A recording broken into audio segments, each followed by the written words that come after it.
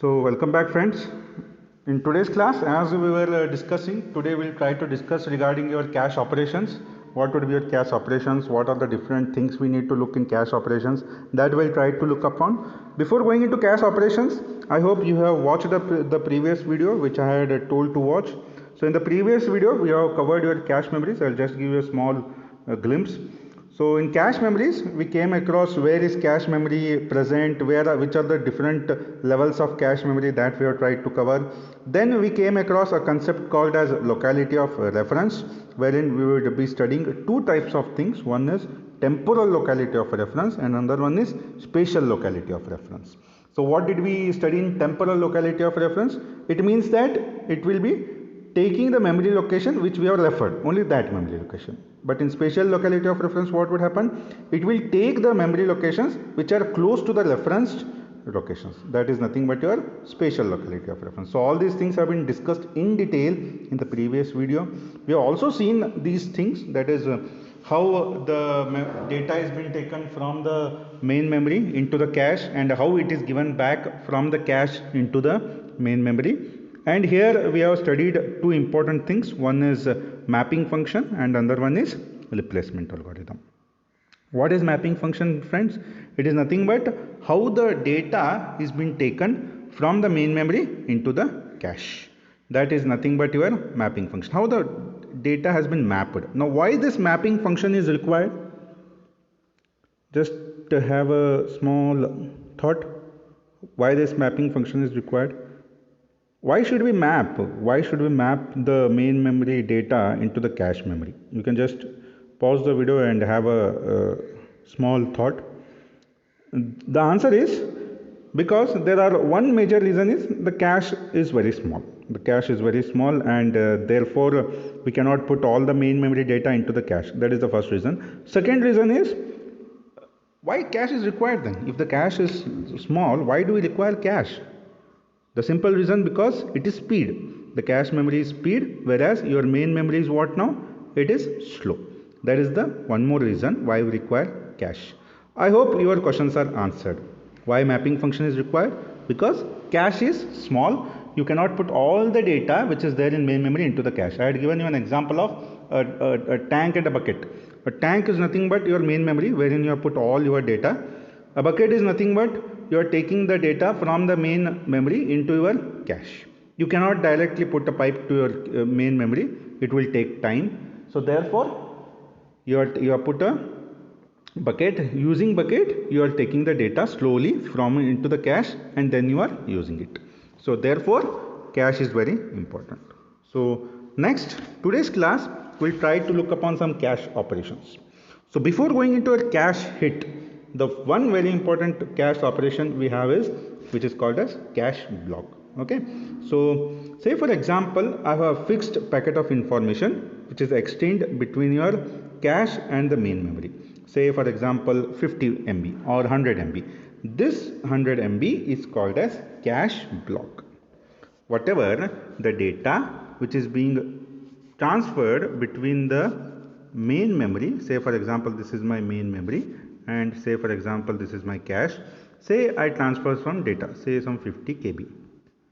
Okay, say some 50 KB of data and here also 50 KB of data. This 50 KB of data which is being with this block of data which is being transferred between the main memory and the cache memory, this is called as cache block.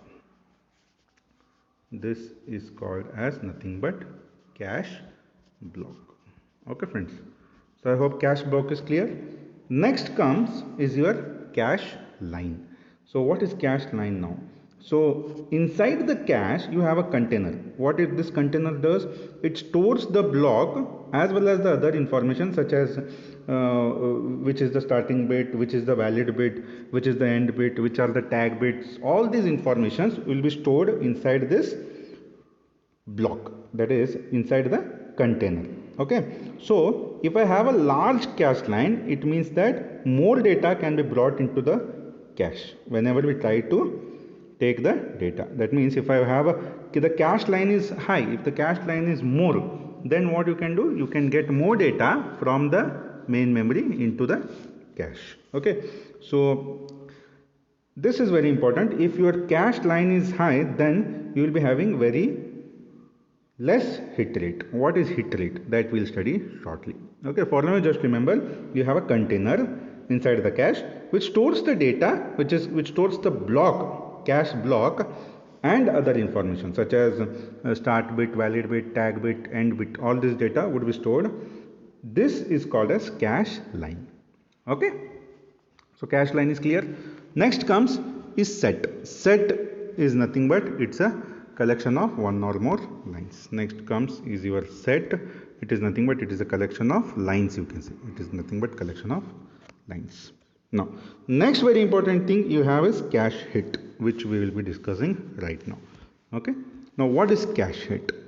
So, first very important thing is we have a cache which is very much visible to the processor, and the processor, what it does, first thing, it gives the read and write requests. Say for example, if it wants to read something, it will send a request. Say for example, if it wants to write something, then it will give the request. Okay, so therefore if the data is there in the cache, then you will be having two processes. One is read and another one is write.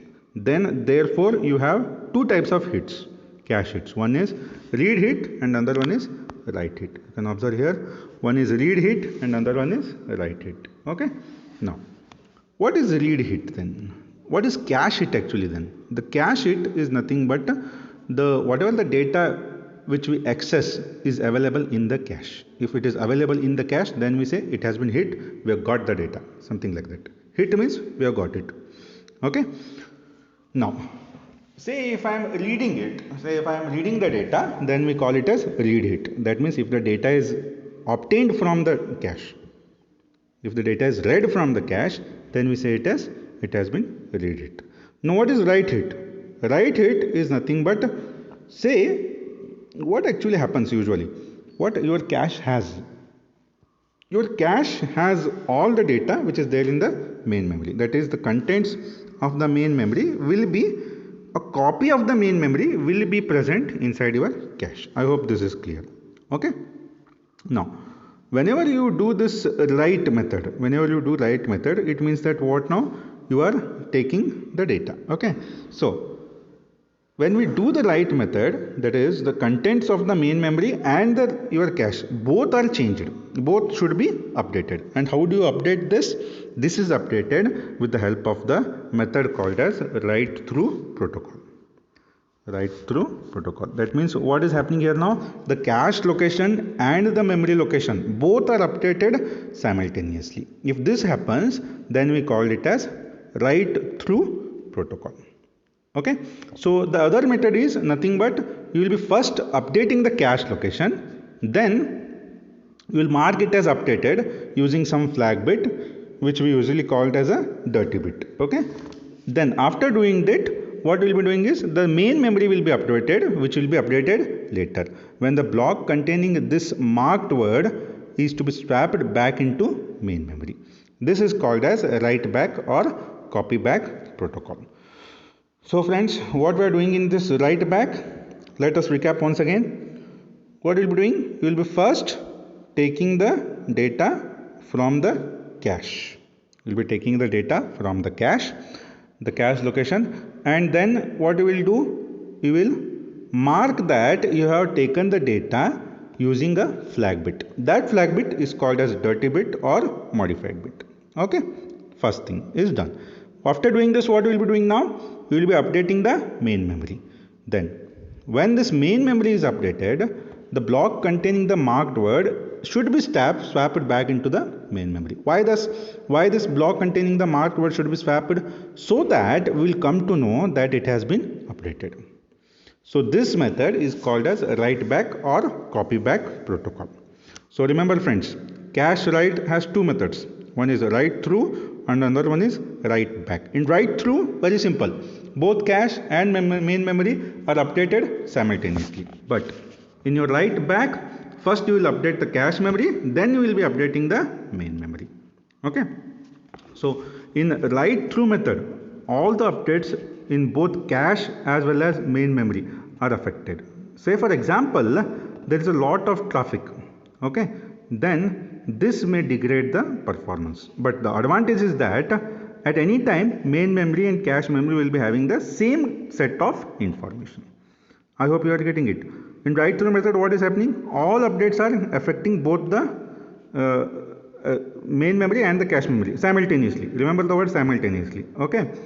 And suppose there is a lot of traffic in your bus, then what will happen? The performance will be degraded. Why? Because you are using the same bus to write both your cache memory as well as main memory. But what is the advantage, friends? Both have the same set of data. That is the major advantage, even though there is a traffic. Okay. Now, what would be the disadvantage then? There has to be some disadvantage, right? So, the disadvantage is what now? Your performance. The performance will be reducing. So, this is regarding your write through. What would happen in write back method? Write back method is what happens in write back method, friends? What would be updated first? Only the cache. Only the cache would be updated. That means the process is simple. You will be directly going to cache, you will be updating it. But say for example at some time, say 11 o'clock, you want to get the update. Then what you will get? In cache you will be having a different data, and in main memory you will be having a different data. Why?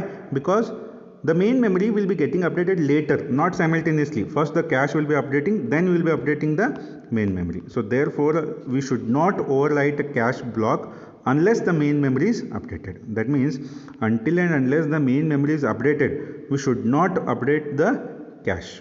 If we update that, the data will be lost. That is the major disadvantage in your cache write method. In that write method, write back method. Okay. So this is your cache write. Okay. Next comes is your miss. What is miss then? Cache miss. Say for example, I want to access a byte or a word, and this is not available in the cache. Okay. If this is not available in the cache, then we call it as cache miss. Okay. So write miss would occur if the address location is not in the cache during the write operation. Say you do a write operation, and if there is no data there, then we say it as write miss. That is the write operation is not occurred. Okay. And if the write through protocol is used and the information is directly written to the primary memory, then it is okay. Okay. But in write back protocol, what would happen in write back protocol? It's not done simultaneously. So therefore, the block containing the addressed word is first brought into the cache, and then the required location is overwritten with the new information. So this is nothing but your write miss operation. Okay. Similar to that, you also have a read miss. Read miss is very simple. Say you will transfer the data from the memory, and if the block is transferred and the desired word is forwarded to the processor, then it's okay. And the desired word may also be forwarded to the processor as soon as it is transferred, without waiting for the entire block to be transferred. That means as and when you get the data, you go on transferring it to the processor. This is called as load through or early restart. Okay, friends. So this is regarding your total cache read operations and write operations. Okay. So I hope this whole thing is clear. So till here we will be having till here I hope so it is very clear. Next very important thing I will try to cover here is cache coherence problems. Okay. So in cache coherence problems, what would happen is, say for example, you can say you have done a read, but the information is not there. Then we call it as read miss. That is, a miss has occurred. That is, you have tried to get a block of data, but it is not present. Now what you will do? The block of words containing the requested data is to be copied from the main memory into your cache memory. So when the whole block is loaded into the cache, then the particular word which you are trying to send, which you are trying to request, will be sent to the processor. Okay. So this is your very important thing. Next. So what is cache coherence problems then? Say for example, you have a copy of data in the cache, but the data which is there in main memory is different. Why it is different? Because of the time delay. This is nothing but your cache coherence problem. That is, the data which is there at a particular time in cache and in the main memory both are different. If such a case occurs, we call it as cache coherence problem. Okay, so I hope till here it is clear, friends. The next very important thing you have is mapping functions. This is again very important topic. This I will try to cover in the next class. Okay, so till then try to cover all the topics. We'll again meet in the next class. Thank you.